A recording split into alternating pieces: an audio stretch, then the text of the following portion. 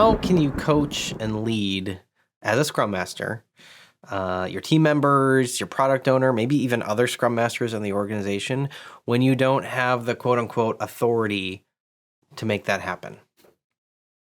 How do you lead without authority? How to lead without authority? I'll jump in. I'll go for it.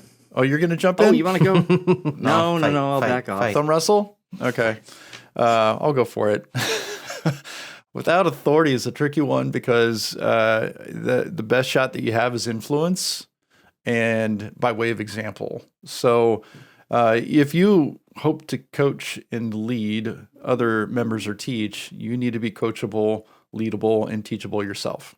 So I'm going to start with the idea of by way of example, demonstrate what that looks like. And then I think Rob likes to show one of these videos, the first nut. Is that the first? Oh, the lone nut.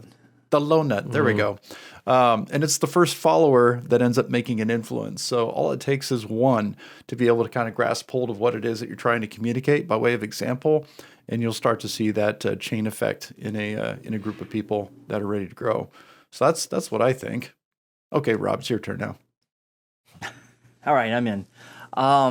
So without authority, all you've got is, or I'm sorry, if you have authority, all you really have is do this or I will fire you.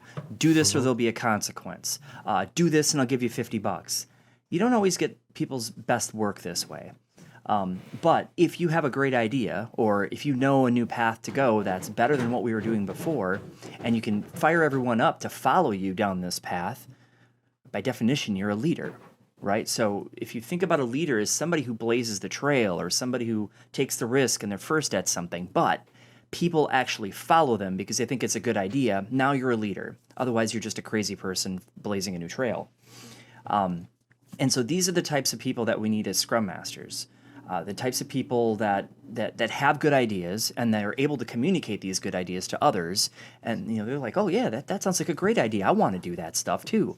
Rather than follow Scrum or I'm going to wave my finger at you until you do.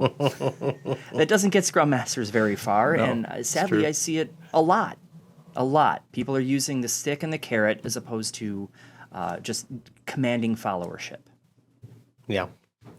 Yeah, I would agree with that. I think that leaders who rely on authority, I think might be a controversial statement. I don't think they're really leading. I think if all you're relying on is do this or else, I don't know what the right verb is. Anything I put in there, if I say that's managing, well, I'm going to get a bunch of managers mad at me because that's not what they do. But I think leadership in a lot of ways is influence. Does there need to be some relevance to what you're doing? Do you have to have credibility?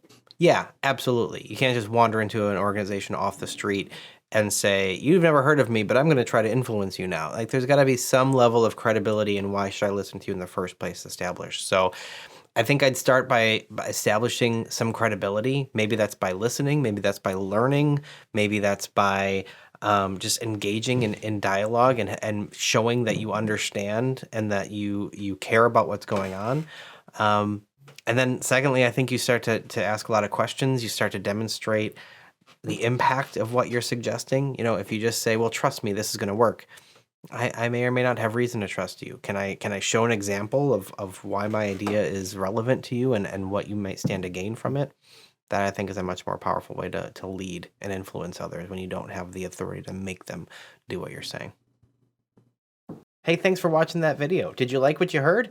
If so, you're going to love our Scrum classes. See, not only do we talk about these ideas on YouTube, we're also professional Scrum trainers, and we'd love to have you in one of our classes. So if you need to level up as a Scrum Master or a product owner, maybe you need to learn how to scale Scrum or combine Kanban or UX with Scrum, click the link in our description and you'll find a list of our upcoming classes. If you like this video, just leave us a comment. And if you got some positive feedback, we'd love to hear it. And if you've got some negative feedback, well, we'd love to hear that too.